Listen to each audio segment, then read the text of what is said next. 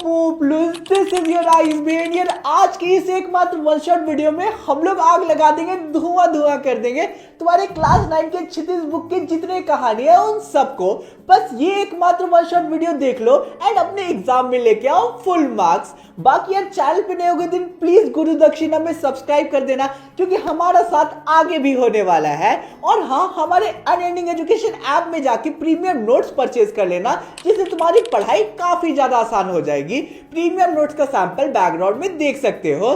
तो अब आराम से चिकू मुकू बैठो एंड चलो शुरू करते हमारे सबसे पहले पार्ट से। धोते जाओ धोते जाओ धोते जाओ। मैं तुम लोगों को मिलवाना चाहूंगा इस पार्ट का सबसे पहले मेन कैरेक्टर से। वो कौन है उनसे तुम खुद मिलो। नमस्ते बच्चों, मैं हूँ झूरी, हीरा और मोती बैलों का मालिक। मैं उन दोनों बैलों से बहुत ही ज्यादा प्रेम करता हूँ। हाय, मैं हूँ तुम्हारे झूरी अंकल की बीवी और घर में मेरा ही राज केवल चलता है। हाय, मैं हूँ गया, तुम्हारे झूरी अंकल का साला। मुझे तो बचपन से यही सिखाया गया है कि जानवरों को केवल जानवरों की तरह रखना चाहिए, ज्यादा प्यार नहीं करना चाहिए। लेकिन तुमसे जरूर प्यार से रहूंगा अगर चैनल को सब्सक्राइब करते हो तो यार तुम लोग मुझे तो नहीं ना भूल गए। मुझे भूलोगे तो पार्ट कैसे समझोगे। मैं हूँ तुम्हारा one and only story teller भैया, जो तुम लोगों को इस पार्ट को बहुत ही अच्छे से एक्सप्लेन करेगा। और हाँ, तुम लोग अगर वीडियो तक पहुंच चुके हैं तो कमेंट एरिया में अपना प्यारा सा अटेंडेंस जरूर छोड़ना। तो हमारा पार्ट शुरू होता है और हमें बताया जाता है कि जानवरों में गधों को सबसे ज्यादा बुद्धिहीन यानी कि बेवकूफ समझा जाता है। अगर किसी भी इंसान को हम लोगों को बेवकूफ बुद्धू बोलना होता है तो उसे हम लोग सिंपली से गधा बोल देते हैं। गधे सचमुच में बेवकूफ होते हैं या फिर उनकी सहनशीलता ने उन्हें मूर्ख की पदवी दे दी है, इसके बारे में अभी नहीं कहा जा सकता। चाहे सुख हो या दुख हो, हानि हो या लाभ हो, जो गधे होते हैं उनके चेहरे पे एक ही एक्सप्रेशन होता है। और ये जो गुण है ये ऋषि मुनि के गुण है, तो भी इन्हें बेवकूफ की पदवी दी जाती है। गधे का एक छोटा भाई भी है जो गधे से कम मूर्ख है, जिसे हम लोग बैल के नाम से जानते हैं। बैल को कभी कभी जब गुस्सा आता है तो वो सींग भी मारता है, विद्रोह भी करता है, इसलिए उसे जो गधा है उसे कम की पदवी दी गई है। आगे तुम लोगों के चैप्टर का मेन प्लॉट शुरू हो रहा है, तो तुम लोग अपने मोबाइल में जो दूसरे टैब खोल के जो मस्ती कर रहे हो ना, मुझे पता है, उस मस्ती को बंद करो और अब मेन फोकस वीडियो पे दे, क्योंकि आगे हम लोगों का चैप्टर का मेन प्लॉट शुरू हो रहा है। मेरे पास दो बैल थे, एक का नाम हीरा था, दूसरा का नाम मोती था। हीरा जो था वो काफी शांत रहा करता था और मोती को कभी कभी बहुत गुस्सा आता था। दोनों ही पिछाए बैलों की जाति से थे। पिछाए पालतू जानवरों का एक नस्ल होता है। मेरे दोनों ही बैल देखने में बहुत ही ज्यादा सुंदर थे, कद में थोड़े ऊंचे थे और काम में बहुत ही ज्यादा फुर्तीले थे। दोनों ही आमने सामने बैठकर एक दूसरे से बात किया करते थे और पता नहीं कैसे एक दूसरे की मन की बातें जान लेते थे। दोनों बैल एक दूसरे का चाट कर और सूंघकर प्रेम प्रकट करते थे। क्या बोला तूने? कुछ गलत बोला मैंने? अच्छा हाँ, एक शब्द गलत बोल दिया, ऑफेंड मत हो जाना। मैं बोलता हूँ कि हेडफोन यूज किया करो। ठीक कर देते हैं सेंटेंस को। वो दोनों एक दूसरे को चाटकर और सूंघकर प्रेम प्रकट करते थे और दोनों एक दूसरे के सींग को मिलाकर दोस्ती भी दिखाते थे। अब एक दिन होता है क्या है कि झूरी कुछ दिनों के लिए दोनों बैलों को अपने ससुराल भेज देता है, क्योंकि वहां पे थोड़ा ज्यादा काम था। वो अपनी बीवी के भाई को बुलाकर, जिसका नाम गया था, उसके हाथों दोनों बैलों को भेज देता है। अब जो दो गाय होते हैं उन्हें तो पता नहीं था कि एग्जैक्टली क्या चल रहा था। उन्हें तो ये लगता है कि उन्हें बेच दिया जा रहा है और इस बात से वो बिल्कुल भी खुश नहीं थे। मुझे तो इन दोनों बैलों को घर ले जाने में नानी याद आ गई। हालत खराब हो गई, पसीने छूट गए। अगर आगे से खींचता तो ये पीछे जाते, अगर साइड से खींचता तो ये लोग दाएं बाएं भागने लगते थे, और अगर पीटता तो जोर से गुस्सा करने लगते थे और हुकारने लगते थे और मेरे फटकी हाथ में आ जाती थी। एडिटर साहब, ये लास्ट लाइन कट कर देना। अगर भगवान ने उन्हें आवाज दी होती तो वो झूरी से पूछते, आखिर तुम हमें क्यों निकाल रहे हो झूरी? हमारी गलती क्या है? हमने तो तुम्हारी सेवा में कोई भी कसर नहीं छोड़ी थी। अगर इतनी मेहनत से तुम्हारा काम नहीं चल पा रहा था तो बोल देते और मेहनत कर लेते। शाम में वो अपने नए स्थान पर पहुंच जाते हैं और उन्हें खाना देने के बाद भी वो कुछ भी नहीं खाते क्योंकि वो बहुत ही उदास थे। वो मुख्य भाषा में कुछ बातें करते हैं और लेट जाते हैं। और जब सब कोई सो गए थे घर पे तो वो बहुत ही मोटी मजबूत रस्सी को तोड़ देते हैं और वहां से भाग जाते हैं अपने घर की तरफ। सुबह होती ही मैंने ये देखा कि हीरा मोती दरवाजे के बाहर खड़े हैं और उनके गले में आधी रस्सी लटकी हुई थी, उनके पैरों में आधे कीचड़ थे। उन्हें देखकर मैं गदगद हो गया। मैं दौड़ कर गया, उन्हें गले लगा लिया और उन्हें चूमने लगा। जब ये बात गांव में फैली तो लोग जमा होने लगे और सब कोई ताली बजाने लगे जोर जोर से, क्योंकि आज से पहले उन्होंने ऐसा कुछ नहीं देखा था। सब कोई अपने घर से चीजें लाके उन्हें खिलाने लगे और जो बालक है जो आसपास वहां खड़े थे वो बोलते हैं, ऐसे बैल तो किसी के पास नहीं होंगे। इतने दूर से ये दोनों अकेले चले आए, ऐसा तो मैंने कभी ना देखा था ना सुना था। मुझे तो लगता है कि ये बैल नहीं है, पिछले जन्म के कोई इंसान है। अब अचानक होता क्या है कि झूरी की बीवी बाहर आती है घर से और बहुत गुस्सा हो जाती है उन दोनों बैलों को देखकर और वो बोलती है, कैसे नमक हराम बैल है, एक दिन भी काम नहीं किया और चले आए। नमक हराम क्यों बोल रही हो? चारा दाना नहीं मिला होगा इसलिए यहाँ पे आ गए वापस। तुम ही तो चारा देना जानते हो जानवरों को, बाकी तो पानी पिला के रखते हैं ना। अब मैं भी देखूं कि इन्हें अच्छा खाना कौन देता है। अगर किसी ने अच्छा खाना दिया तो मुझसे बुरा कोई नहीं होगा। अब से इन्हें केवल सूखा चारा दिया जाएगा, खाए चाहे मर जाए। हीरा मोती को खाना बिल्कुल पसंद नहीं आता है और वो दरवाजे की तरफ एकदम तिरछी निगाह से देखते रहते हैं कि कोई आए और उन्हें अच्छा खाना दे दे। जो जानवरों को खाने देने वाला मजदूर था उन्हें सख्त हिदायत दे दिया गया था झूरी की वाइफ के द्वारा कि सूखा चारा ही इन बैलों को देना है। दूसरे दिन गया फिर से वापस आता है गाड़ी के साथ, उन दोनों को गाड़ी पे चढ़ाता है, अपनी घर की तरफ निकल जाता है। जो मोती होता है वो गुस्से में गाड़ी को खाई में भी 2-3 बार गिराने की कोशिश करता है, लेकिन जो हीरा था वो उस गाड़ी को बचा लेता है क्योंकि हीरा थोड़ा ज्यादा सहनशील था।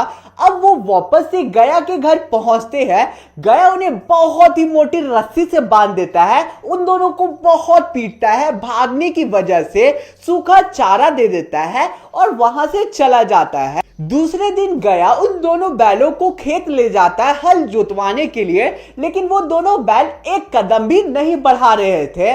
वो उन्हें बहुत पीट रहा था लेकिन फिर भी वो नहीं मान रहे थे। अब होता क्या कि वो उस निर्दयी ने जो हीरा के नाक होता है उस पे जोर जोर से मारना शुरू कर दिया। इसे देखकर मोती को बहुत ही ज्यादा गुस्सा आ जाता है और वो तेज दौड़कर हल, रस्सी, जोआ, जोत ये सारी चीजें तोड़ देता है। सारी चीजें इधर उधर बिखर जाती है, लेकिन जो हमारा हीरा होता है वो ये बोलता है, समझाता है कि हमारे जो जाति है इसमें विद्रोह नहीं किया जाता है, इसलिए एक ही जगह शांत खड़े हो जाओ। मैं लाठी को लेकर उनके पास तो पहुंचा, लेकिन उनके गुस्से को देखकर मैं शांत हो गया और बस उनकी रस्सी को पकड़कर घर ले जाकर उन्हें बांध दिया और बस सूखा चारा दे दिया। घर के लोग जब भोजन कर रहे थे तो एक छोटी सी लड़की बाहर आती है, उन दोनों को एक एक रोटी खिला देती है और वहां से चली जाती है।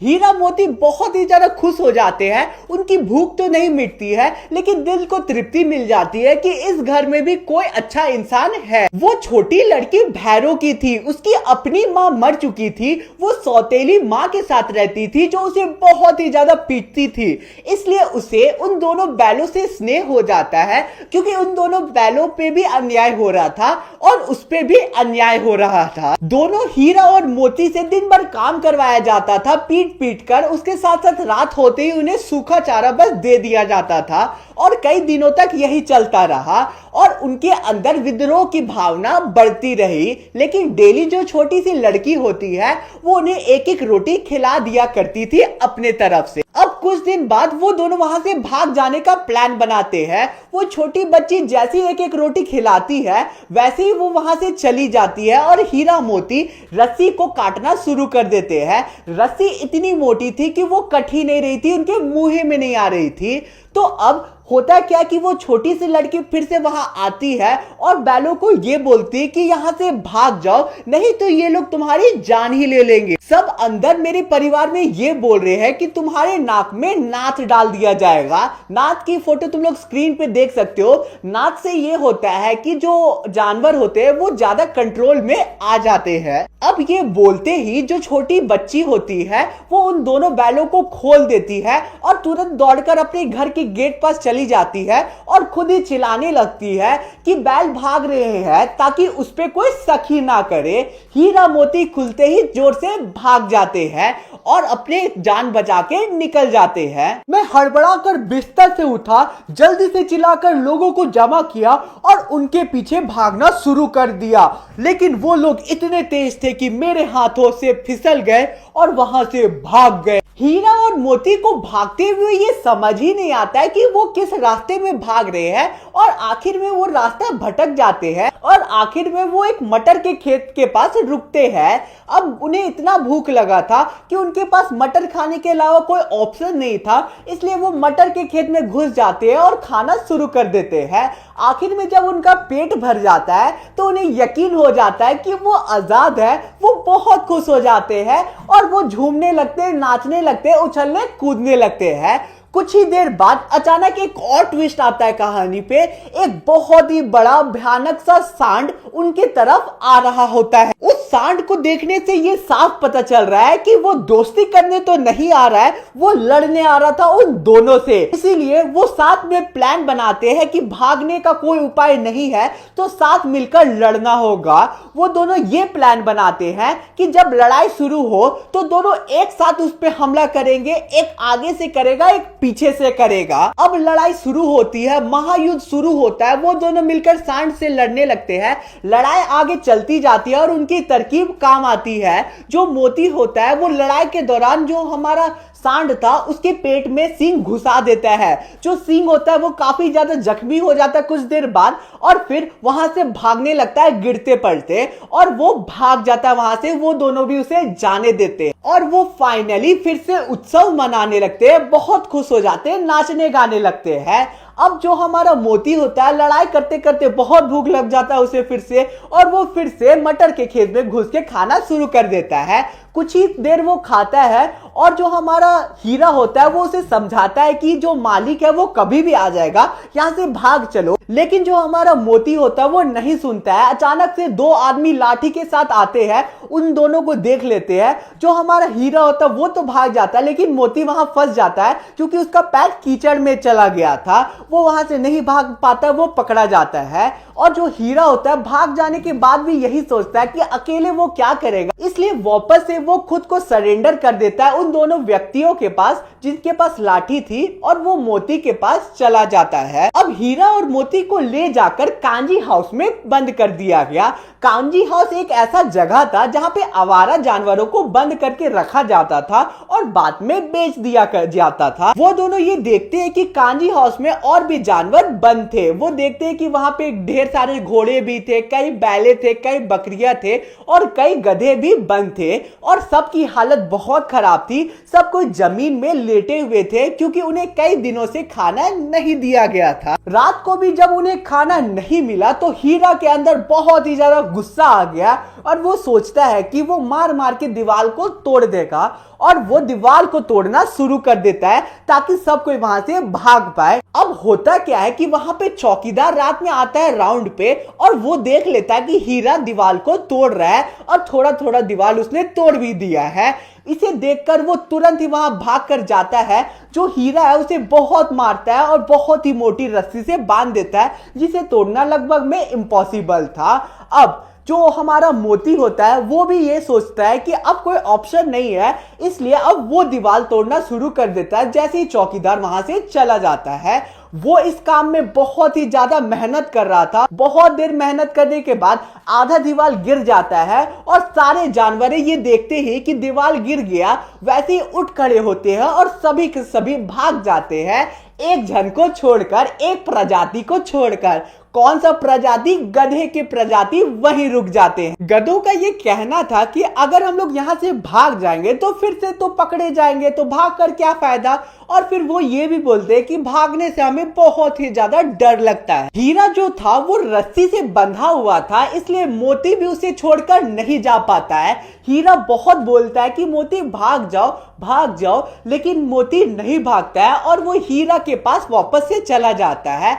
जाने से पहले वो गधों को सींग मार मार कर कांजी हाउस से भगवा ही देता है और फिर हीरा और मोती साथ में वहीं पे रह जाते हैं। जब सुबह होता है, मुंशी और चौकीदार के साथ साथ बाकी सारे कर्मचारियों को पता चलता है कि दीवार गिर चुका है, तो वो भागे भागे वहां आते हैं और फिर मोती को पकड़ लेते हैं, बहुत पीटते हैं, रस्सी से बांध देते हैं उन दोनों को। एक सप्ताह तक उन्हें कुछ भी खाने के लिए नहीं दिया जाता, वहीं बंद करके रखा जाता है, बस पानी दिया जाता है। अब एक दोपहर में होता यह है कि बहुत ही जोर से नीलामी की आवाज बजाई जाती है। 50-60 लोग जमा हो जाते हैं उन दोनों गायों को खरीदने के लिए। गायों को बाहर लाया जाता है, सब कोई उन्हें देखकर चले जाते हैं, कोई भी उन्हें खरीदने में इंटरेस्ट नहीं दिखाता है क्योंकि वो गाय बहुत ही ज्यादा कमजोर हो गए थे, तो उनसे क्या ही काम कोई करवा सकता था। अब एक दड़ियल आदमी जिसकी आंखें बहुत लाल थी और देखने से बहुत कठोर दिख रहा था, वो उन दोनों को खरीद लेता है, हीरा और मोती को खरीद लेता है और वहां से लेकर चलना शुरू कर देता है। हीरा और मोती जब भी धीरे अपनी तेजी को करते थे तो उन्हें बहुत जोर जोर से वो मारने लगता था, इसलिए वो तेजी चल रहे थे वहां पे। हीरा मोती दोनों की अब उम्मीदें खत्म हो रही थी, उन्हें समझ आ रहा था कि अब उनका मृत्यु का समय पास आ रहा है और वो अब जिंदा नहीं बच पाएंगे। लेकिन अचानक ही वो नोटिस करते हैं कि जो रास्ता है वो जाना पहचाना है और ये तो झूरी के घर तक का रास्ता है और झूरी का घर भी रास्ते में पड़ता है। वो दोनों अपनी चाल को तेज चलाने लगते हैं और जैसे ही वो देखते हैं कि झूरी का घर पास आ गया, तुरंत ही वहां से भाग जाते हैं पूरे जोश में और झूरी के घर के पास जाकर रुक जाते हैं। दड़ियल भी उनके पीछे पीछे भागता हुआ वहां पे पहुंच जाता है। मैं दरवाजे पर बैठा बैठा धूप सेक रहा था और अचानक देखता हूँ कि दरवाजे पे दौड़कर हीरा मोती आ गए। उन्हें देखकर मुझे यकीन नहीं हुआ, मैं दौड़कर जाता हूँ, उन्हें गले लगा लेता हूँ। उनके भी आंखों से आंसू आने लगते हैं। एक आदमी दौड़कर आता है, अब दड़ियल उन्हें ले जाने के लिए जोर से रस्सी खींचता है, मोती जोर से सींग घुमाता है और वो उस दड़ियल को दौड़ाना शुरू कर देता है और गांव के बाहर तक दौड़ाता है। दड़ियल अब गाली देने लगता है और धमकियां देने लगता है, लेकिन उसका हिम्मत नहीं होता वापस वहां जाने का और फिर वो गांव से चला जाता है। मेरी बीवी घर से बाहर आती है और उन दोनों को चूमने लगती है। धोते जाओ धोते जाओ धोते जाओ धोते जाओ। सबसे पहले मैं तुम लोगों को मिलवाना चाहूंगा इस पार्ट के इंपॉर्टेंट कैरेक्टर से। वो कौन है उनसे तुम खुद मिलो। नमस्ते बच्चों, मैं हूँ राहुल सांकृत्यायन, तुम्हारे इस पार्ट का लेखक और खतरों के खिलाड़ी। क्योंकि 1929-30 में मैंने तिब्बत की राजधानी लहासा में यात्रा की थी, जिसका वर्णन मैंने इस पार्ट में किया है। उस समय इंडियन को तिब्बत जाना मना था, इसलिए मैंने भिखारी का वेश धारण किया और तिब्बत की यात्रा की, जिसके बारे में इस पार्ट में मैं बताऊंगा। तो यार तुम लोग मुझे तो नहीं ना भूल गए, मुझे भूलोगे तो पार्ट कैसे समझोगे। मैं हूँ तुम्हारा one and only story teller भैया, जो तुम लोगों को इस पार्ट को बहुत ही अच्छे से एक्सप्लेन करेगा। तो अब आगे हम लोगों का पार्ट शुरू हो रहा है और लेखक हम लोगों को पार्ट को शुरू करते हुए बोलते हैं कि वह नेपाल से तिब्बत जाने का मुख्य रास्ता था, यानी कि सबसे मेन रास्ता था। फरी कलेड पोर्ट का रास्ता जब नहीं खुला था तो नेपाल ही नहीं, हिंदुस्तान की भी सारी चीजें इसी रास्ते से तिब्बत जाया करती थी। ये व्यापारिक ही नहीं, सैनिक रास्ता भी था, इसलिए जगह जगह पे फौजी चौकियां और किले बने हुए थे, जिसमें कभी कभी चीनी पलटन रहा करती थी। आज की समय की बात करें तो ये जो मकान है अब गिरते जा रहे हैं। उस एरिया के कुछ छोटे छोटे हिस्सों पे किसान रहा करते थे, जिसकी वजह से कुछ घर आबाद दिखा करते थे, यानी कि रहने लायक दिखते थे। वहां पे एक परित्यक्त यानी कि खाली चीनी किला था, जहां पे लेखक और उसके मित्र रुकते हैं चाय पीने के लिए। तिब्बत में यात्रियों के लिए बहुत सी तकलीफें भी है और कुछ आराम देने वाली बातें भी है, यानी कि पॉजिटिविटी भी है और नेगेटिविटी भी है। उतने पुराने समय पे भी वहां पे जात पात, छुआछूत और जो औरत होती थी वहां की,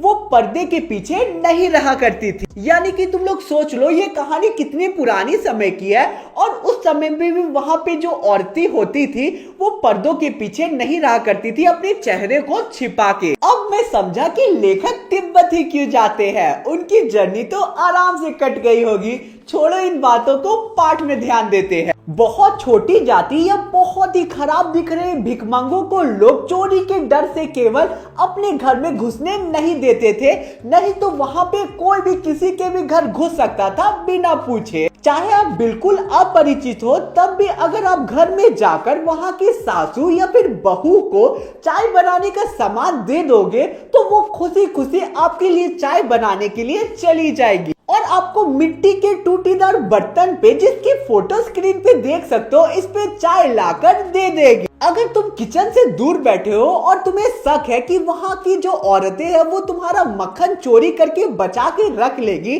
तो तुम खुद किचन में जाकर अपने चाय में मक्खन डाल सकते हो।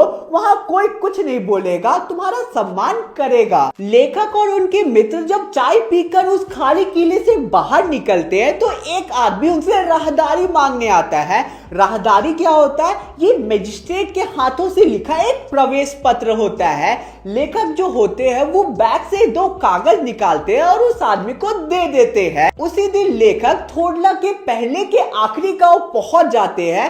वहां पे भी सुमती के जान पहचान के कुछ लोग थे, जिसकी वजह से भिखारी के वेश में होने के बाद भी उन सभी को रहने के लिए बहुत ही अच्छा जगह मिलती है। अब तुम में से बहुत सारे स्टूडेंट ये सोच रहे होंगे कि ये सुमती कौन सी चिड़िया का नाम है।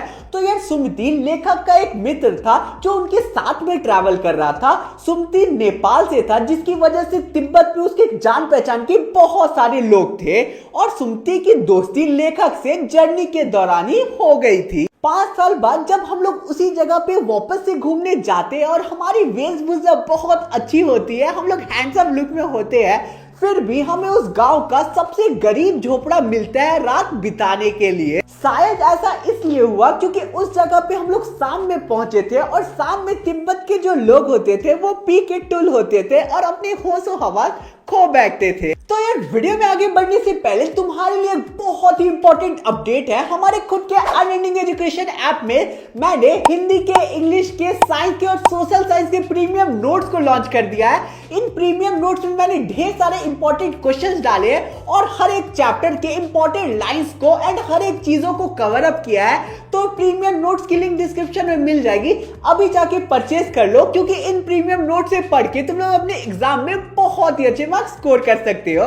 तो अब चलो पाठ को कंटिन्यू करते हैं। अब लेखक को तिब्बत की सबसे खतरनाक जगह को पार करना था, जिसका नाम था डाडा डोडला। ये 16-17 हजार फीट की ऊंचाई पे थी, जिसकी वजह से दूर दूर तक कोई भी गांव नहीं था। मोड़ों और नदियों के कारण दूर दूर तक कोई भी इंसान नहीं देखा जा सकता था। वहां पे डाकुओं के लूटपाट के लिए ये सबसे अच्छी जगह थी। तिब्बत के कोई गांव में अगर मर्डर हो भी जाता है, खून हो भी जाता था, तो दोषी को सजा मिल जाती थी। लेकिन इन निर्जन स्थानों पे मरे हुए लोगों की कोई भी परवाह नहीं करता है। सरकार वहां पे खुफिया विभाग और पुलिस के ऊपर ज्यादा खर्च नहीं करती थी और वहां पे कोई गवाह भी नहीं मिल सकते थे।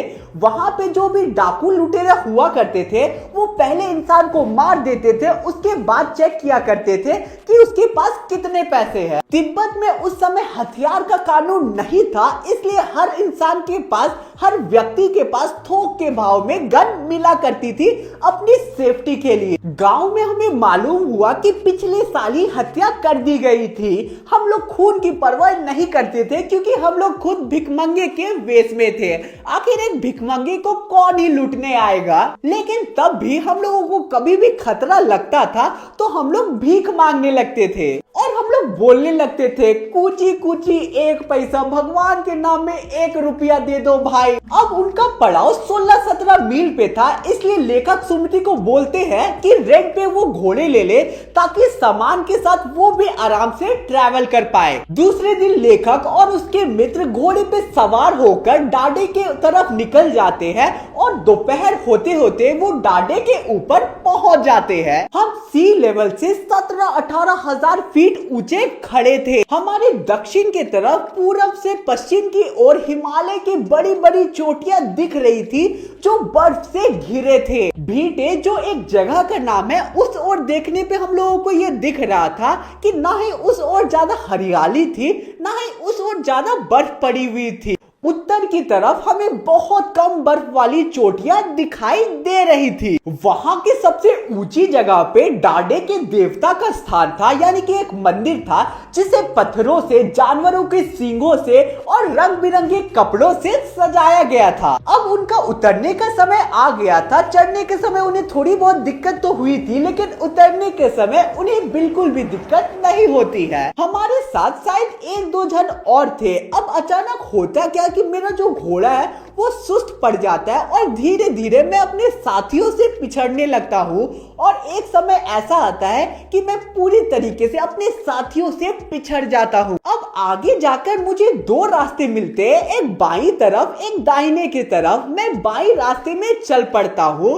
अब 1-1.5 मील आगे जाने के बाद एक घर में मैंने जब पूछा तो मुझे ये पता चला कि लडगोर का रास्ता दाहिने तरफ था। मैं उस जगह पे वापस लौटकर सही रास्ते पे चलना शुरू कर देता हूँ और 4-5 बजे के बीच मैं गांव से कुछ ही मील के दूरी पे था और वहां पे मुझे सुमति दिख जाता। वो बहुत ही गुस्से पे मेरा इंतजार कर रहा होता है, लेकिन जब मैं सारी चीजें उसे बताता हूँ तो उसका गुस्सा तुरंत ही शांत भी हो जाता है। लटकोर में लेखक और उसके साथी को रहने के लिए एक अच्छी जगह मिल जाती है, क्योंकि यहाँ पर भी सुमति के जान पहचान के लोग थे। सबसे पहले तो वो वहाँ जाते ही चाय सत्तू खाते हैं और उसके बाद रात के खाने में उन्हें गर्मा गर्म थुक्पा मिलती है। थुक्पा की फोटो तुम लोग स्क्रीन पे देख सकते हो। अब लेखक तिडरी के विशाल मैदानों में थे जो पहाड़ों से घिरा एक टापू के जैसा दिखाई दे रहा था, जिसमें दूर एक छोटी सी पहाड़ी मैदान के अंदर दिखाई दे रही थी। उस पहाड़ी का नाम तिडरी समाधि गिरी था। सुमति ताबीज बेचने के लिए पास के गांव जाना चाहता था, लेकिन मैं उसे मना कर देता हूँ और बोलता हूँ कि लहासा पहुँचते ही मैं खुद तुमसे सारे ताबीज खरीद लूंगा, तुम वहाँ पे गांव जाकर इन ताबीज को मत बेचो। ऐसा मैं इसलिए कहता हूँ क्योंकि अगर सुमति दूसरे गांव जाता तो बहुत समय वेस्ट होता और हो सकता है सुमति वहाँ पे 2-3 दिन का समय लगा देता। इसलिए समय को बचाने के लिए मैं ऐसा करता हूँ और सुमति भी मान जाता है। अब दूसरे दिन वो सामान को ढोने के लिए भरिया को ढूंढते हैं। भरिया कौन होते हैं? भरिया वो व्यक्ति होते थे जो सामान को ढोवा करते थे, लेकिन उन्हें कोई भी भरिया उस एरिया में नहीं मिलता है।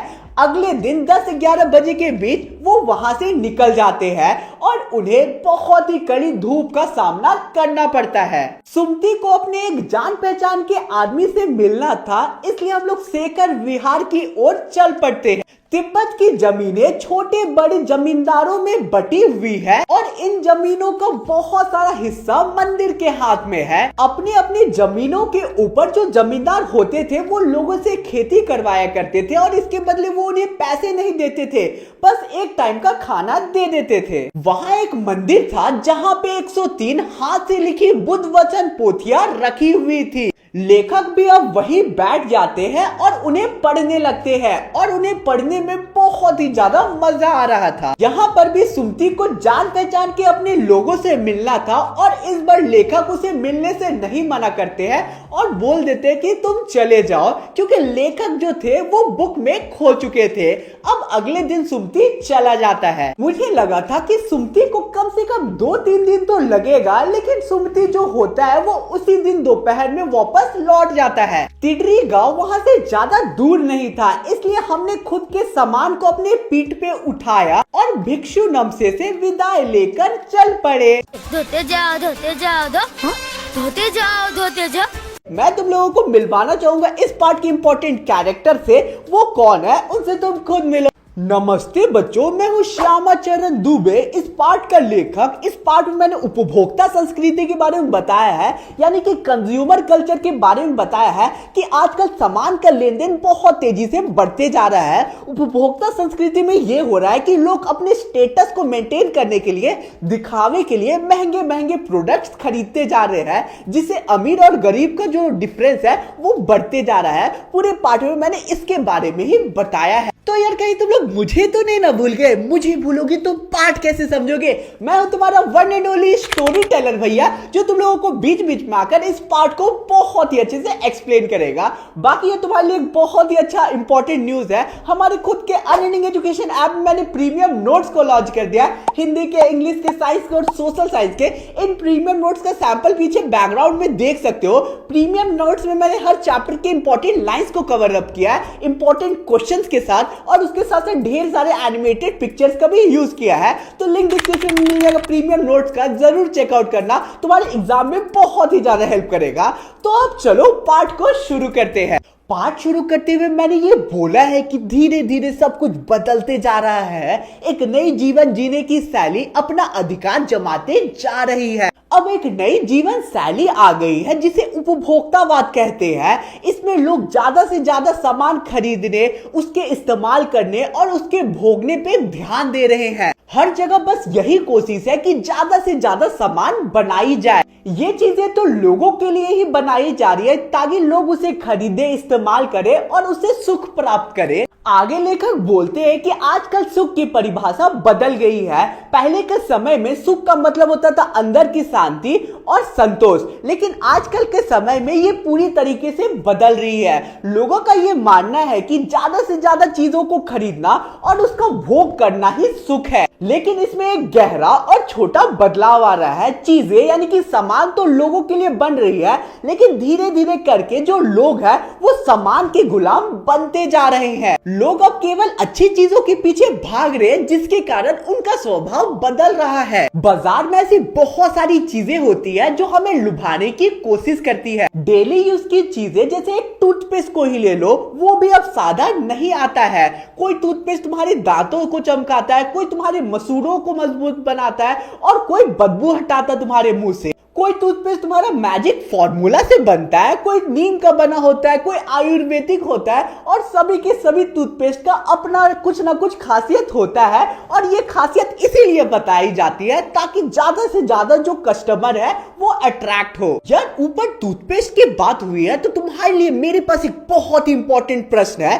तो देवियों और सज्जनों, क्या तुम्हारे टूथपेस्ट में भी नमक है? चलो बहुत मजाक हो गया, पाठ को कंटिन्यू करते हैं। टूथपेस्ट भी अब अलग अलग रंग, आकार, साफ करने की क्षमता पे आने लगी है। और टूथपेस्ट करने के बाद अब लोगों को माउथ वॉश चाहिए ताकि उनके मुंह से बदबू ना आए। इन सब चीजों के कारण धीरे धीरे खर्च बढ़ती जा रही है, क्योंकि लोगों का ये मानना है कि महंगा प्रोडक्ट ही अच्छा होता है। मार्केट में ब्यूटी प्रोडक्ट्स का तो भरमार है। हर महीने नए साबुन, नए क्रीम, नए लोशन लॉन्च हो जाते हैं। कोई साबुन खुशबूदार होता है, कोई तरोताजा बना देता है, कोई कीटाणु को मार देता है, डिटॉल है हो, और कोई तो फिल्म स्टार यूज करते हैं, कोई तो गंगा जल से बनता है, और कुछ साबुन तो ऐसे होते हैं जो खूबसूरत बनाने का दावा भी कर देते हैं। पार्ट में हमें आगे ये बताया गया है कि लड़कियों के पास हजारों के क्रीम और लोशन होते हैं। अपनी पर्सनल लाइफ से एक इंसिडेंट शेयर करता हूँ, किसी को मत बताना। मैं अपनी दीदी के वेडिंग के शॉपिंग पे गया था और वहां पे मैंने ये देखा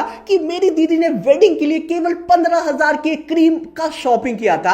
यार उस दिन पता चला कि लड़कियों के क्रीम्स इतने महंगे होते हैं। एक सीसी क्रीम 1,000 का होता है। बट यार मेरा ओपिनियन ये है कि लड़कियों, तुम अपने नेचुरल स्किन को मेंटेन करके रखो। बाकी यार क्रीम का तुम्हें जरूरत नहीं है, जो भी देख रही हो, ठीक है। चलो आगे बढ़ते हैं। पार्ट में हमें ये आगे बताया गया है कि अगर किसी के पास पेरिस का इंपोर्टेड परफ्यूम है तो उसके फ्रेंड्स के बीच उसका अलग क्लास दिखता है। अब लड़के भी इस रेस में कहीं पीछे नहीं है, उन्हें कम मत समझना। पहले उनका काम तेल और साबुन से हो जाता था, लेकिन अब उनके पास भी अलग अलग वैरायटी के क्रीम मिलते हैं। अब आफ्टर शेव, कोलोन और बहुत सारी चीजें काफी ज्यादा इंपॉर्टेंट हो गई है लड़कों के लिए, और लड़कों के लिए दर्जनों के अलग अलग चीजें आ गई है मार्केट में।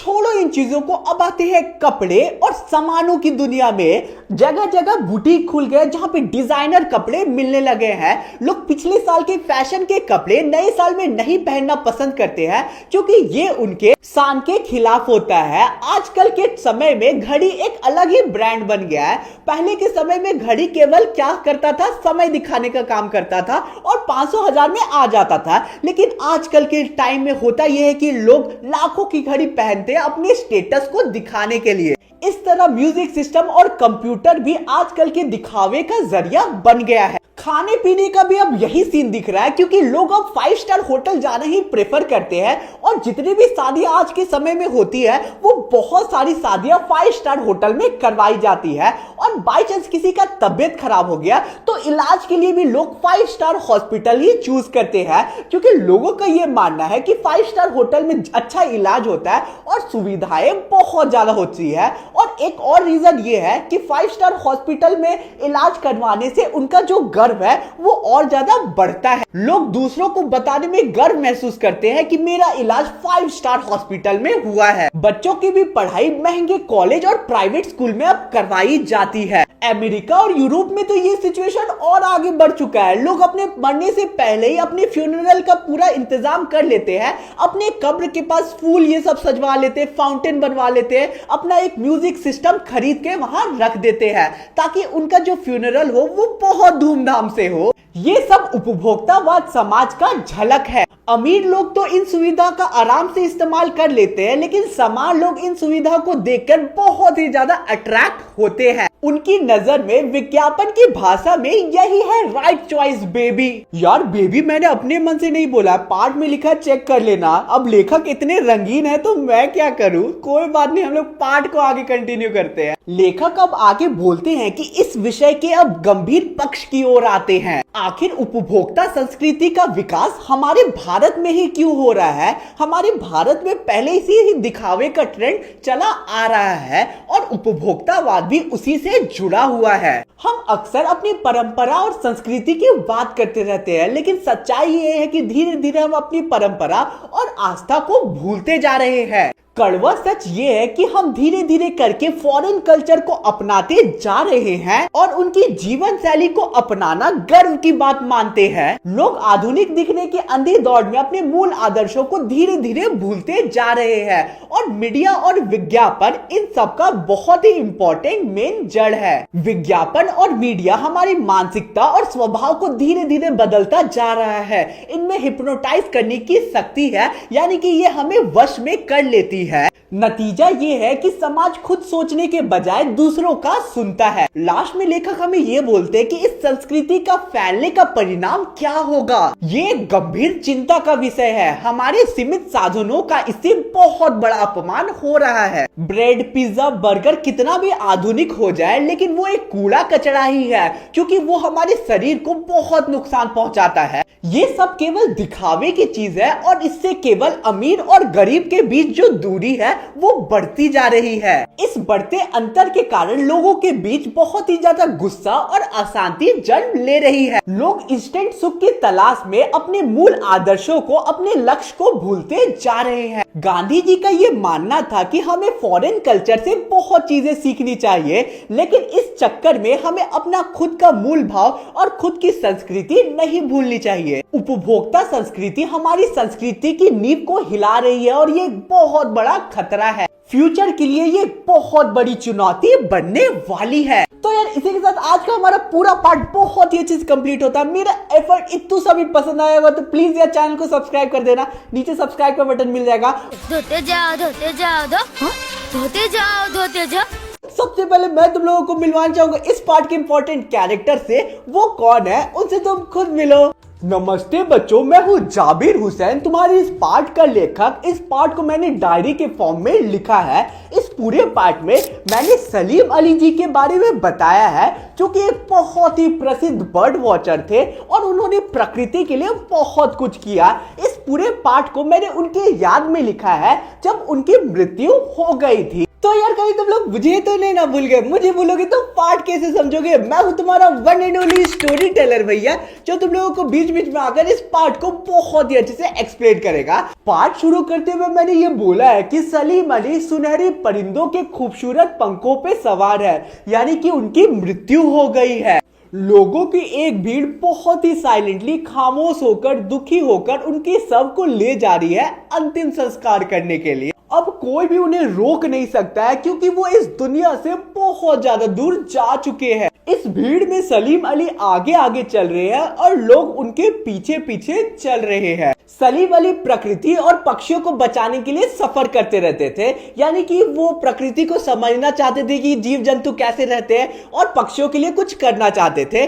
लेकिन ये जो सफर था ये बाकी सारी यात्राओं से बहुत अलग था, क्योंकि अब वो भीड़ भाड़ और तनाव वाली दुनिया को छोड़कर हमेशा प्रकृति में विलीन होने जा रहे थे। यानी कि उनके डेड बॉडी को, शव को कब्र तक ले जाया जा रहा था क्योंकि उनकी मृत्यु हो गई थी और ये उनका आखिरी सफर था इस दुनिया में। उनकी मृत्यु को उस पक्षी की तरह बताया गया है जो अपनी अंतिम गीत गाकर प्रकृति की गोद में हमेशा के लिए सो जाता है। अब चाहे कोई भी अपनी जान देकर भी उन्हें वापस लाना चाहे तो ये अब पॉसिबल नहीं है। सलीम अली ने ये कहा था कि लोग पक्षियों और प्रकृति को अपनी नजर से देखते हैं और प्रकृति और पक्षियों की नजर से नहीं देखते हैं, इसलिए कोई भी प्रकृति को और पक्षियों को नहीं समझ पाता है। यही कारण है कि लोग प्रकृति और पक्षियों की खूबसूरती को कभी समझ नहीं पाते हैं। भला कोई आदमी अपने कानों से पक्षियों की गीत जब सुनता है तो क्या वो एक्साइटेड होता है? नहीं होता है। लेकिन सलीम अली जब भी गीत सुनते थे पक्षियों की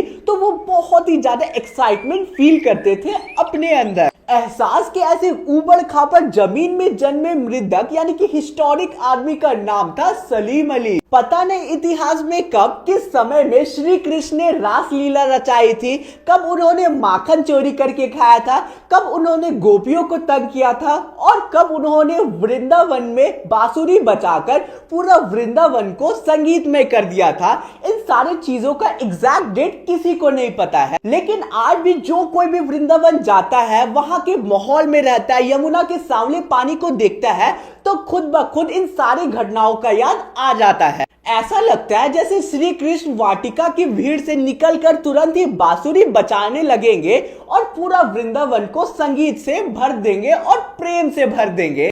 सलीम अली एक दुबले पतले व्यक्ति थे और उनकी उम्र 100 साल से थोड़ी कम थी। संभव यह है कि उन्होंने बहुत सफर किया था अपने जीवन में, जिसके कारण वो कमजोर हो गए थे और कैंसर जैसी खतरनाक बीमारी के चलते उनकी मृत्यु हो गई लास्ट में। लेकिन अंतिम समय तक मौत भी उनके आंखों से वो रोशनी नहीं छीन पाई जो प्रकृति और पक्षियों को समर्पित थी। उनकी आंखों में चढ़ी जो दूरबीन थी उनके मृत्यु के बाद ही हटती है। सलीम अली जैसे बर्ड वॉचर शायद ही कोई हुआ होगा, लेकिन कभी कभी वो बिना दूरबीन के भी प्रकृति को निहारते थे। उनकी नजर में इतना आकर्षण और जादू था, ऐसा लगता था मानो वो प्रकृति को अपने प्रभाव में बांध लेते हो। उनका ये मानना था कि केवल प्रकृति ही हमें प्रभावित नहीं करती है, हम चाहे तो प्रकृति को भी अपने असर में ले सकते हैं। उनके लिए प्रकृति रहस्यों से भरी, जीवित और मुस्कुराती हुई दुनिया थी। इस दुनिया को गढ़ने में उनकी पत्नी तहमीना का भी बहुत बड़ा हाथ है।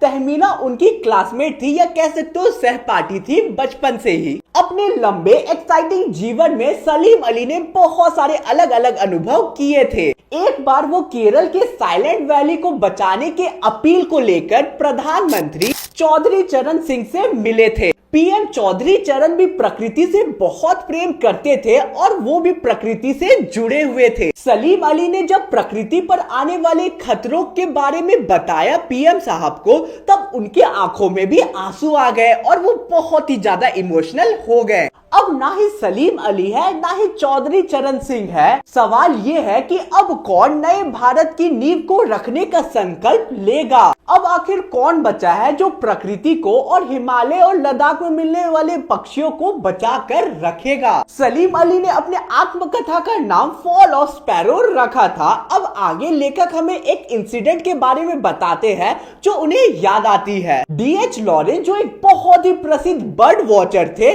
जब उनकी मृत्यु हो गई तब उनकी वाइफ से यानी कि उनकी पत्नी से, जिसका नाम फ्रीडा लॉरेंस था, उनसे सभी ने अनुरोध किया कि वो अपने पति के बारे में कुछ ना कुछ जरूर लिखे। फ्रीडा चाहती तो अपने पति के बारे में बहुत कुछ लिख सकती थी, लेकिन वो सबको ये बोल देती है कि मेरे छत पे बैठने वाली गोरैया चिड़िया जो है उसे मेरे पति के बारे में मुझसे ज्यादा पता होगा, और सच्चाई ये है कि हम दोनों के बारे में उसे मेरे से ज्यादा पता है। अब फ्रीडा ऐसा इसलिए कहती है बेसिकली क्योंकि उसके जो पति थे डीएच लॉरेंस, वो मोस्ट ऑफ द समय पक्षियों के साथ ही बिताया करते थे। बहुत सारे लोगों के लिए सलीम अली एक पहेली बने रहेंगे। बचपन में उनकी एयर गन से एक गोरैया चिड़िया को चोट लग गई थी, जिसके बाद उन्होंने संकल्प लिया कि वो बर्ड वॉचर बनेंगे और पक्षियों और प्रकृति की सेवा में लगे रहेंगे। सलीम अली प्रकृति की दुनिया में एक टापू बनने की जगह पूरा का पूरा अथाह सागर बन गए, यानी कि उन्होंने प्रकृति और चिड़ियों के लिए, पक्षियों के लिए बहुत कुछ किया। जो लोग उनके करीब है वो आज भी ये सोचते हैं कि वो एक सफर पे निकले हैं पक्षियों को बचाने के लिए,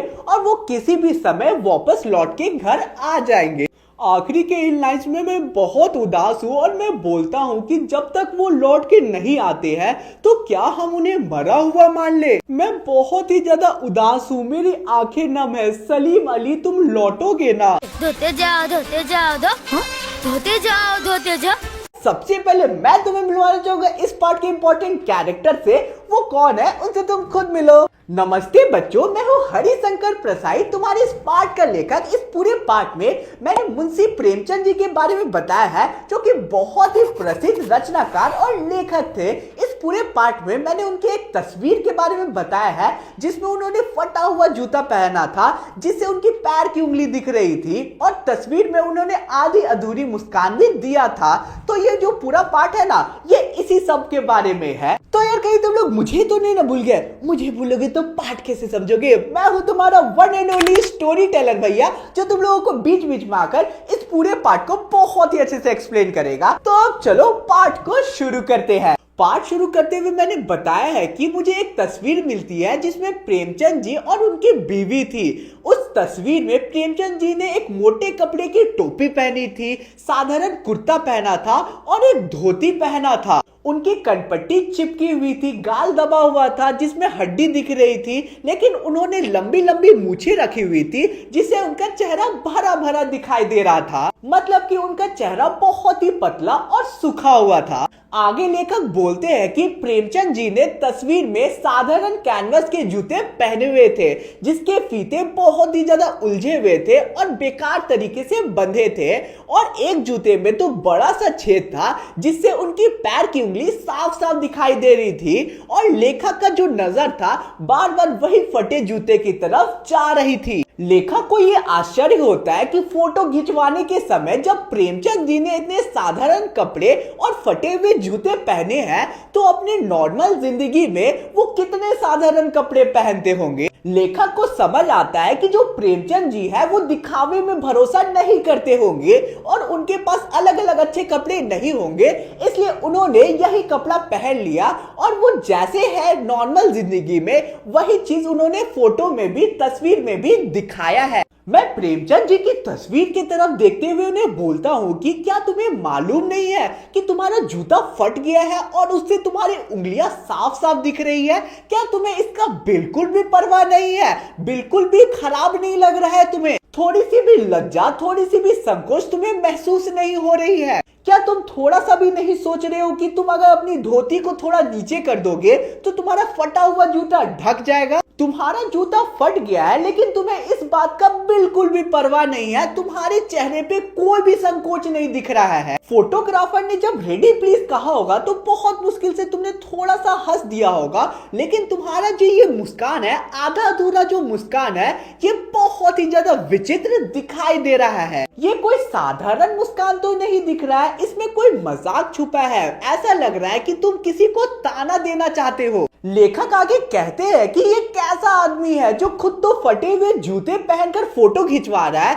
लेकिन तस्वीर देख के ऐसा लग रहा है जैसे कि वो किसी और पे हंस रहा हो। आगे लेकर थोड़ा गुस्से में बोलते हैं कि अगर फोटो ही खिंचवाना था तो ठीक जूते पहन लेते, और नहीं मिल रहा था जूते तो यार फोटो ही नहीं खिंचवाते।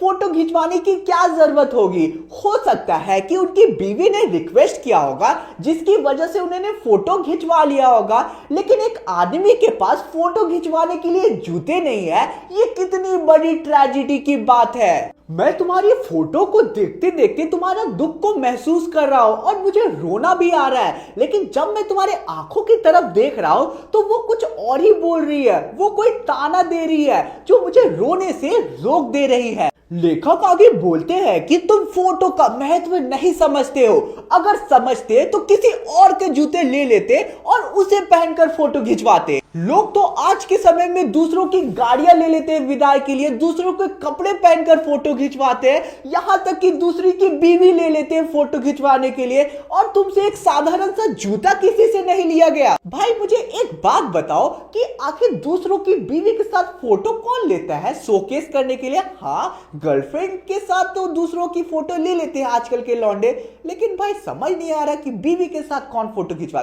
कमेंट में बताना तुम लोगों ने देखा होगा कि नहीं, आजकल पाठ में कुछ भी लिखा होता है। चलो पाठ में आगे बढ़ते हैं। पहले के समय में 8 आने में एक टोपी तो मिल ही जाती थी, लेकिन उस समय भी जूता महंगा था और 5 रुपए से कम में नहीं मिलता था। और आज के समय का तो बात छोड़ ही दो, एक जूते की बराबरी 25 टोपियां भी नहीं कर पाएगी। ऐसा लग रहा है कि तुम इनके बीच ही फंस गए, पैसों को लेके ही फंस गए। और मुझे ये बात इतनी ज्यादा इसलिए चुभ रही है क्योंकि तुम एक महान कथाकार, उपन्यास सम्राट, युग परिवर्तक और ना जाने कितने सारे अलग अलग नाम से जाने जाते हो, और तुमने एक फटा हुआ जूता पहना है। मेरा जूता भी कुछ खास नहीं है, पैर को तो अच्छे से ढक देता है, लेकिन नीचे से जो सोल है वो घिस गया है और नीचे से जूता फट गया है, जिससे मेरा जो पैर है वो छिल जाता है चलते चलते, लेकिन मेरी जो उंगलियां हैं वो फिर भी ढकी हुई रहती है। यहाँ पे पाठ में हमें बस यही समझाया गया कि लेखक जो जूता पहनते हैं ना, उसका सोल नीचे से रगड़ा के खराब हो गया है,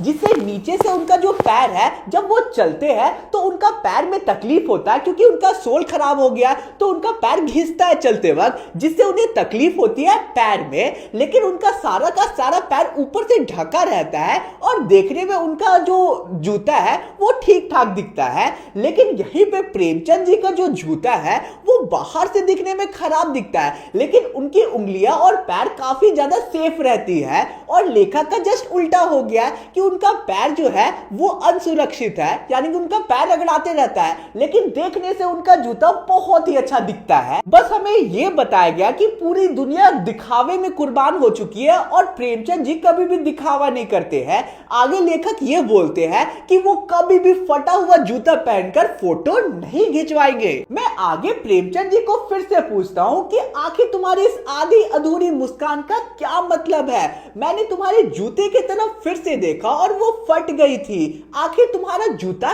कैसे फट गया? क्या तुमने किसी बनिया के दुकान से उधार लिया था और उधार ना चुकाने के चलते तुम दूसरे रास्ते से घूम कर जाया करते थे घर? लेकिन ये चीज तो गलत ही होगी, क्योंकि अगर लोग बहुत ही ज्यादा चलते हैं जूता को पहनकर तो वो घिस जाती है लेकिन फटती नहीं है। तुम्हारा जूता तो फट गया है।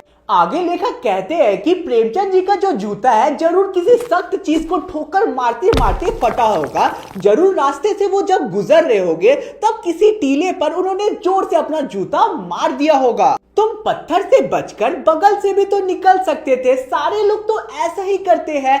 हर नदी जो है वो पहाड़ को नहीं काटती है, कुछ कुछ नदी जो है वो अपना रास्ता बदलकर कहीं और से भी चली जाती है। मुझे समझ आ रहा है कि तुम समझौता नहीं कर सके, इसलिए तुम्हारा जूता फट गया। तुम्हारी भी वही कमजोरी होगी कि तुम अपना नियम और धर्म को सबसे ऊपर रखते होगे, लेकिन शायद नियम और धर्म तुम्हारे रास्ते की जंजीर नहीं बनी, बल्कि ये तो मुक्ति थी। यहाँ पे पत्थर को पुराने समय की खराब परंपराएं जैसे कि सती प्रथा और जितनी भी बुराई है ना, उन सारी चीजों को पत्थर बोल के यहाँ पे बोला गया है।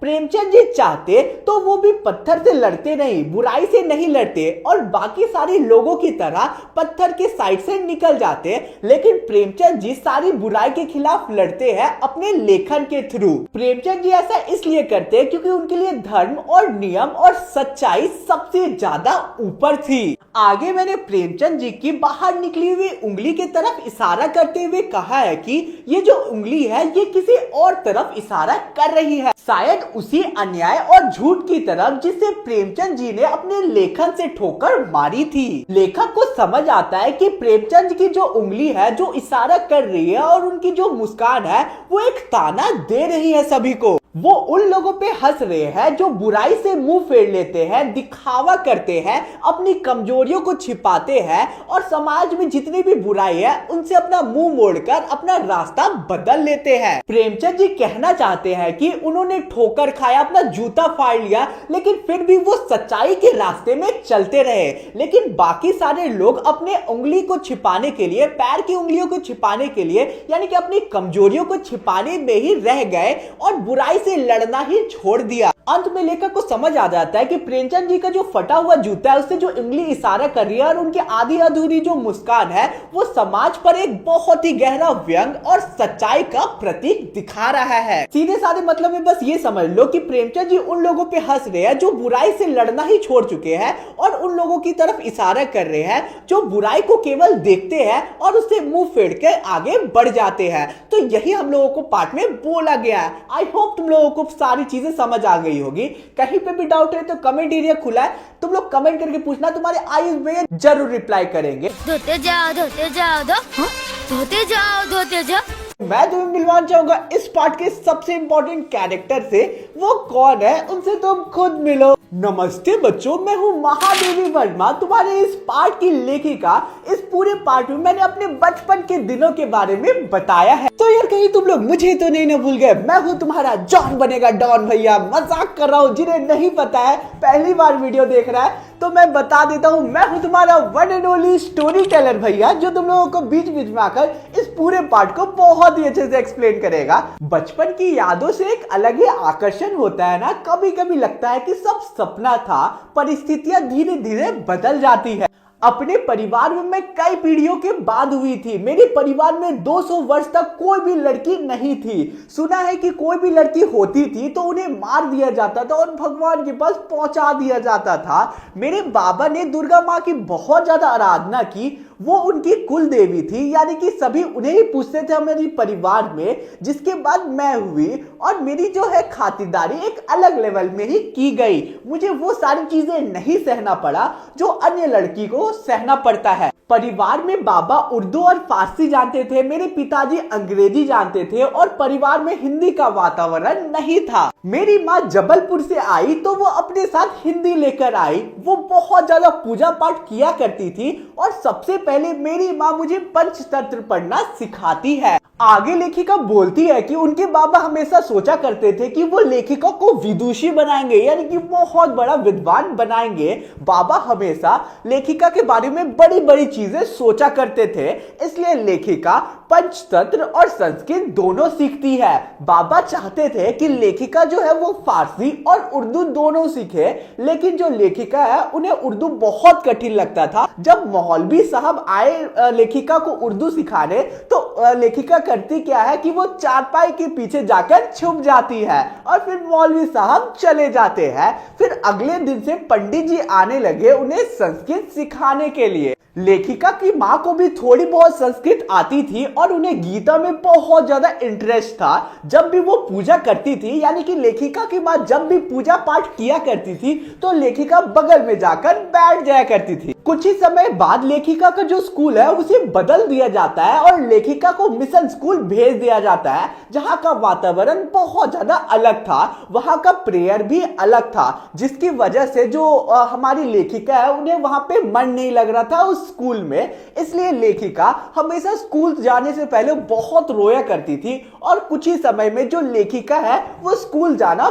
बंद कर देती है। अब मेरा एडमिशन फिर से दूसरे स्कूल में करवा दिया जाता है। इस बार मेरा एडमिशन कर्ट्सवर्थ गर्ल्स कॉलेज में होता है। वहां पे मुझे 5th स्टैंडर्ड में लिया जाता है और वातावरण वहां का मुझे काफी ज्यादा पसंद आता है। वहां पे हिंदू और ईसाई लड़कियां साथ में पढ़ती थी। उनका किचन यानी कि मेस भी एक था और मेस में प्याज नहीं बनता था।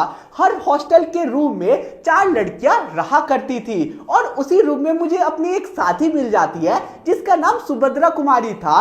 वो बहुत पहले से ही कविता लिखा करती थी और बचपन से ही मैं उन्हें फॉलो कर रही हूँ। जब मैं बच्ची थी तो मेरी माँ लिखा भी करती थी और गाना भी गाया करती थी। सुबह सुबह वो प्रभाती गाती थी और शाम में वो मीरा के पद गाया करती थी और फिर उसके बाद कुछ ही समय बाद मैं भी लिखना शुरू कर देती हूँ। लेखिका जब छात्रावास यानी कि हॉस्टल में जाती है तो देखती है कि सुभद्रा कुमारी खड़ी हिंदी में सारी चीजें लिखा करती थी, यानी कि शुद्ध हिंदी में सारी चीजें लिखा करती थी। जो हमारी लेखिका है वो भी उन्हें फॉलो करती है और वो भी खड़ी बोली में सारी चीजें लिखना शुरू कर देती है। सुभद्रा कुमारी बड़ी थी और छात्रावास में उनका काफी ज्यादा प्रतिष्ठा भी था। जो हमारी लेखिका है वो छिप छिपाकर हमेशा कविता लिखा करती थी। एक दिन सुभद्रा कुमारी लेखिका को पूछ ही डालती है कि क्या तुम भी कविता लिखती हो? तो इसका उत्तर में जो लेखिका है वो झूठ बोलते हुए बोलती है, नहीं, मैं नहीं लिखती हूँ। अंत में उन्होंने मेरी डेस्क को चेक कर लिया और उन्होंने मेरी सारी कविताएं पढ़ ली और मैं पकड़ी गई। जैसे एक अपराधी को पकड़ा जाता है वैसे ही उन्होंने एक हाथ में पेपर को पकड़ा, दूसरे हाथ से मेरा हाथ पकड़ा और पूरे छात्रावास में मुझे लेकर घूमती है और सबको बता देती है कि मैं कविता लिखती हूँ। उसके बाद से हमारी अच्छी दोस्ती हो जाती है। कॉलेज में एक पेड़ था जिसकी डाली झुकी हुई थी। जब सारी लड़कियां खेलते रहती थी तो हम लोग उसके ऊपर जाके बैठ जाते थे और कविताएं लिखा करते थे और एक दूसरे से डिस्कस किया करते थे। एक पत्रिका निकला करती थी जिसका नाम था स्त्री दर्शन, उसी में ही हम लोग अपनी कविताएं भेज दिया करते थे और हमारी कविताएं छप भी जाती थी। अब कुछ ही समय बाद हमारे कॉलेज में कवि सम्मेलन भी शुरू हो जाता है जिसमें हम लोग जाया करते थे। लेखिका सन 1917 में वहां जाती है और उसके बाद ही गांधी जी का सत्याग्रह शुरू हो जाता है देश को आजादी दिलाने के लिए। जो आनंद भवन है जहां पे लेखिका भी रहती थी वो केंद्र था स्वतंत्रता के आंदोलन का, यानी कि सारे आंदोलन को आनंद भवन से ही शुरू किया जाता था। जब भी कवि सम्मेलन हुआ करता था तो टीचर्स जो है वो सुभद्रा और लेखिका को सम्मेलन में ले जाया करते थे पार्टिसिपेट करने के लिए और जो लेखिका है वो हमेशा फर्स्ट प्राइज जीत जाया करती थी। ऐसे करते करते उन्हें 100 से भी ज्यादा पुरस्कार मिल गए थे।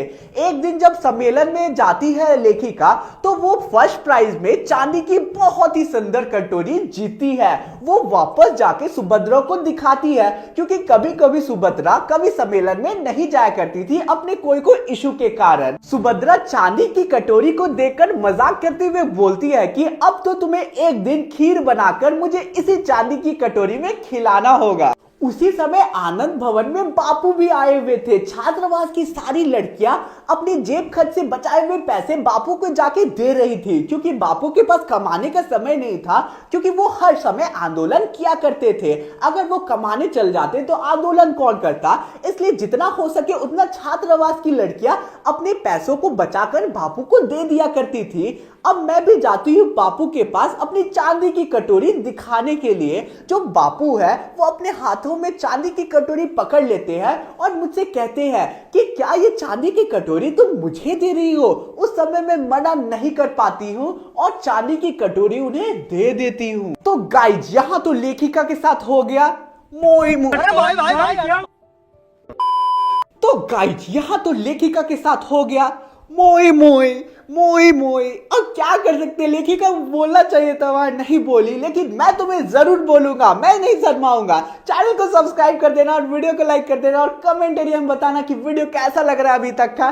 ठीक है, तो चलो अब हम लोग कंटिन्यू करते हैं हमारे पार्ट को। पार्ट में हमें आगे बताया गया है कि लेखिका को कटोरी का जाने का दुख नहीं था, उन्हें दुख इस बात का था कि बापू को वो कविता नहीं सुना पाई और बापू ने उनसे कविता नहीं सुनी। लेखिका जब वापस लौटती है तो सुभद्रा मजाक करते हुए बोलती है कि और जो चांदी की कटोरी देखने यही ना होना था, मुझे नहीं पता, तुम्हें खीर तो मुझे खिलानी ही होगी। अब कुछ ही समय बाद जो सुभद्रा है वो छात्रावास यानी कि हॉस्टल छोड़ के चली जाती है। उसकी जगह कोल्हापुर से आई हुई एक मराठी लड़की ले लेती है जिसका नाम जेबुनिशा था। जेबुन जो थी वो लेखिका की अलग अलग कामों में हेल्प कर दिया करती थी, जिससे लेखिका को कविताएं लिखने में सुविधा होती थी और एक्स्ट्रा समय मिल जाता था। जेबुन मराठी मिश्रित हिंदी बोला करती थी, यानी कि हिंदी और मराठी को मिक्स करके सारी चीजें बोला करती थी और मैं भी धीरे धीरे उससे मराठी सीख रही थी। हॉस्टल की लड़कियां उस्तानी जी और जिन्नत बेगम उसकी चुटकी लिया करती थी, यानी कि मजाक बनाया करती थी। वो जेबुन को हमेशा बोला करती थी, देखो देखो देसी कबाब मराठी बोली। इस पे जेबुन बोला करती थी कि मैं मराठी हूँ तो मराठी ही ना बोलूंगी। उस समय समाज में सांप्रदायिकता नहीं था, यानी कि सारे धर्म के लोग एक साथ एकजुट मिलकर रहा करते थे। छात्रावास में जितने भी लड़कियां थी वो अलग अलग क्षेत्रों से आती थी और सबके साथ समान व्यवहार किया जाता था। पढ़ाई हिंदी और उर्दू में हुआ करता था और छात्रावास में जितनी भी लड़कियां थी वो अपनी मातृभाषा बोला करती थी, यानी कि अपना लैंग्वेज यूज किया करती थी। हॉस्टल में यानी कि छात्रावास में एक ही मेस था जहां पे सब साथ मिलकर खाते थे, एक ही किचन था और प्रार्थना के समय में स्कूल में सबको एक साथ खड़े होकर प्रार्थना किया करते थे और उस समय किसी भी तरह का कभी भी विवाद नहीं हुआ करता था। अब लेखिका आगे बताती है कि बचपन के संस्कार बड़े होने तक साथ चलती है। जहां पे लेखिका का परिवार रहा करता था वहीं पे जवारे के नवाब भी रहते थे। जो नवाब थे उनकी नवाबी छिन गई थी, यानी कि उनका शासन, उनकी अमीरी, उनका रुतबा छिन गया था। जो नवाब थे वो वहां पे हवेली में बंगले में रहा करते थे और वहीं पे उसी कंपाउंड में, उसी बाउंड्री में लेखिका का परिवार भी रहा करता था। बेगम साहिबा कहती थी कि तुम हमें ताई कह के पुकारो और उनके बच्चे मेरी माँ को चची जा कह के पुकारा करते थे। उनका जन्मदिन हमारे यहाँ मनाया जाता था, हमारा जन्मदिन उनके यहाँ मनाया जाता था।